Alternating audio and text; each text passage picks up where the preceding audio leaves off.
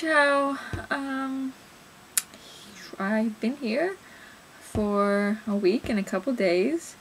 I will be putting up a video of the photos I took on mio giorno libero, my free day to Pienza, which ended up being a very long walk. I thought I was going to walk to Montepulciano, and Montepulciano is like 2.5 hour walk, which wouldn't really be that bad, except Tuscany, for as beautiful as people say it is the driest, hottest place ever.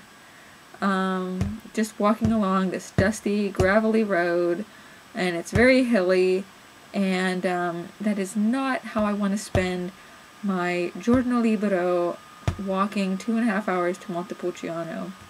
So I went to Montechiello, I think that's the name of the town, and when I asked a woman how much further is it to Montepulciano, she said, oh, it's like 19 kilometers down this one road. And I thought, no, I'm not doing that. So I turned around and went to Pienza, which was nice, but very touristy. So I had lunch there. It was very good. Homemade noodles and rabbit, and I had gelato, of course, at the end. And I went into the church, which was very tranquil and very cold, which was nice. And it made me think that working on a farm, there is no weekend. You'd have no idea what day it is. Every day is exactly the same as the one before it, and it'll be the same as the one the next day.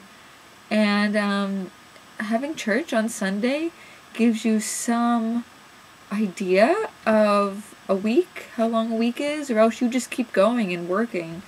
And it's zen. There's no like bleating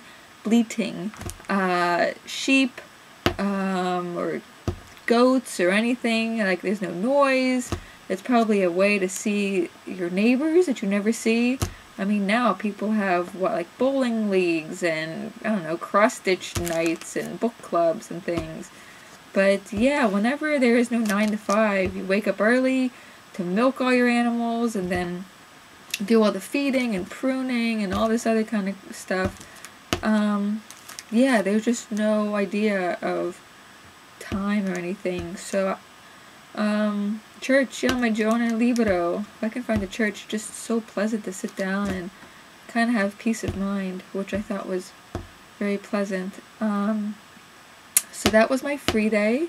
And then yesterday, it was kind of interesting. I was sitting with the goats and hanging out with Cheyenne, one of the goats, and she took a liking to my Compass Rose locket necklace, and she was, kind of licking it and trying to eat it, and I thought it was super cute until she tore the locket from the chain, and it was in her mouth. So, obviously, the last thing I wanted was to break one of Sandra and Ulise's goats and have some kind of bowel obstruction, and have the vet come in and whatever. So I had to just, like, take my hand and put it in her mouth and, like, jam my fingers in there and, like, fish under her tongue and get that locket out.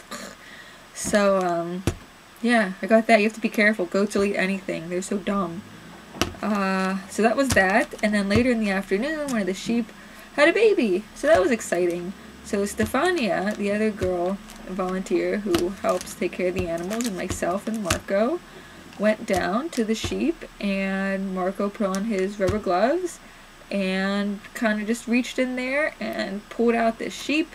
And at first the mama sheep was standing, and I don't know, Marco told us to like lay her on her side, so we laid her on her side, and the sheep was like panting and grunting, and then it would make these noises. It was like it was going to throw up, and I felt really bad for this sheep because Marco had his hand up there, and then the baby was covered in mucus, and you could see this little cloven hoof, this leg sticking out, and then you could see its little nose, and so Marco kept like tugging at it, and then when he was pulling it all out, the cord was around the calf kid's middle. And at first I thought, oh no, is it dead? It's all covered in mucus. This is kind of gross. But then he took it out, and I can't remember if he must have cut the cord? I don't remember. But then he kind of like laid it there in the straw. We were outside and it had all this straw stuck to it because it was covered in mucus. So Marco, you know, opened up its mouth and it started to breathe and bleat. And then the mother just kept licking it until it was clean. And eventually the placenta, she just walked around and it would fall out.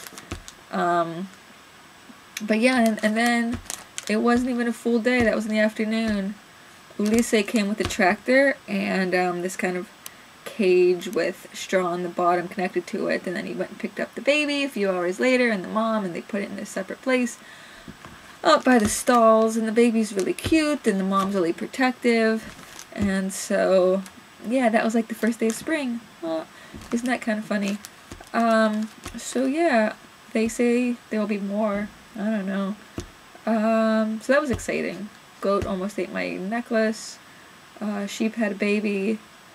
Anything else happen? Nope. I am still milking goats. I think that's it. So yeah, whew, that was very exciting. Alright, we will keep in touch. I will have more videos, stories for you later. Alright, ciao.